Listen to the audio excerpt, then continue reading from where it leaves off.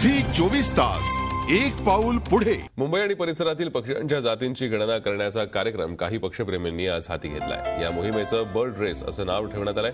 रविवारी दिवसभर जास्तीत जास्त पक्ष्यांच्या जातींची नोंद पक्षीप्रेमींचे विविध गट करणार आहेत। मुंबई, ठाणे जिल्हा तसंच उरण, अलिबाग या परिसरात विविध भागात सुरू असलेल्या या मोहिमेत हजारो पक्षीप्रेमी सहभागी झाले।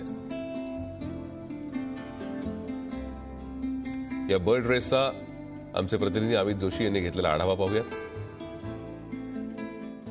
मुंबई आणि परिसरामध्ये रविवारी दिवसभर निसर्गप्रेमी म्हणण्यापेक्षा पक्षीप्रेमी, जंगल परिसर किंवा ज्या ठिकाणी झाडं आहेत त्या ठिकाणचा परिसर हे निहाळत होते आणि त्या ठिकाणी पक्ष्यांच्या जाती कुठकुठल्या आहेत हे बघण्याचा, हे शोधून काढण्याचा प्रयत्न करत होते।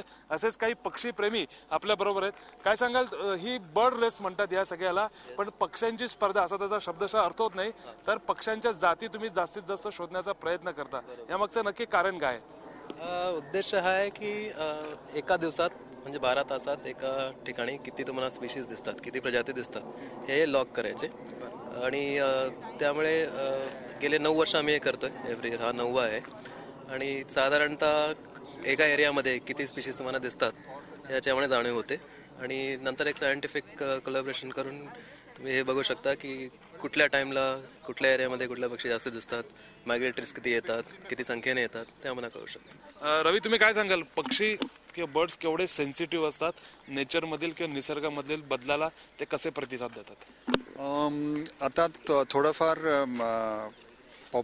पोल्युशन जास्त झालं की डक्स आणि हे कॉर्मोरंट्स आणि डक्स आणि हे सगळे पक्षी ते उडून जातात, कारण त्यांना ते जे पोल्युशन आहे ते त्यांना चांगलं हे होत नाही। थोडक्यात आपण बघितलं की पक्ष्यांच्या जाती या मुंबई आणि परिसरात नक्की कुठे कुठे आहेत आणि त्या कायम असतात का हे शोधण्याचा हे पक्षीप्रेमी प्रयत्न करत असतात, कारण पक्षी हे निसर्गातील बदलांना तात्काळ प्रतिसाद देतात आणि म्हणूनच पक्षी निरीक्षण किंवा ही बर्ड रेसची जी स्पर्धा आहे किंवा पक्ष्यांच्या जाती शोधून काढण्याची ही सगळी मोहीम आहे, त्यातून निसर्गातील बदल मुंबई परिसरातील याची सुद्धा माहिती होण्यास मदत होते। झी 24 ताससाठी व्हिडिओ जर्नलिस्ट प्रकाश चव्हाणसह अमित जोशी, मुंबई। झी 24 तास एक पाऊल पुढे।